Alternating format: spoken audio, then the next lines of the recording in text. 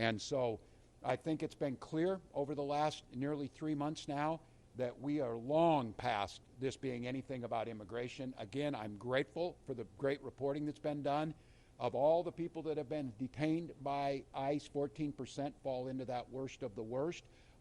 Those are the people that we know about. We're seeing continuous stories about the conditions at the Whipple building and others, the horrific stories of Liam and the number of children that have spiked up that are in detention, all in the name of making our communities safer, none of which is true.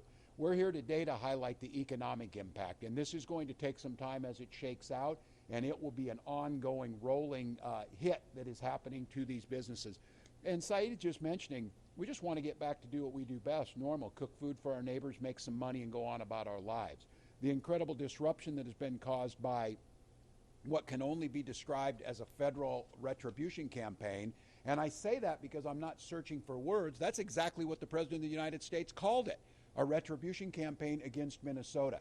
And we've seen it against our neighbors. We've seen the terror in the streets. We've seen the violence in our streets. We're seeing the economic destruction of this. And then we're seeing day in and day out the impact across state government. At the very time we're putting people at risk, we're making it more difficult for people to get health care. We're making it more difficult to have safety in where they take their children for child care. So we're continuing to make the case that Minnesota has stood up for their neighbors, that Minnesota has asked that this surge of folks leave. I spoke with Tom Holman yesterday. I spoke with Susie Wiles, the President's Chief of Staff, this morning.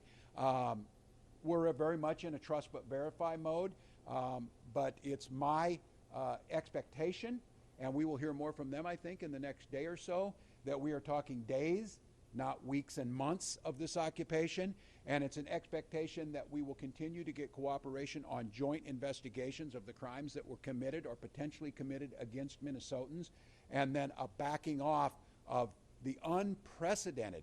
What happened when they said this retribution campaign, the very unqualified cabinet secretaries all took that as free rein to come to Minnesota and bring retribution to us. So if you were the Department of Transportation, you did it. If you were the Ag Department, you did it. If you were DHS, you did it. If you're Dr. Oz, you did it. If you're O'Neill, you did it. All of them came to get in the news, and all of them came in all aspects of whether it was holding money, whether it was trying to file charges against people, or things that might not seem like they would be that impactful.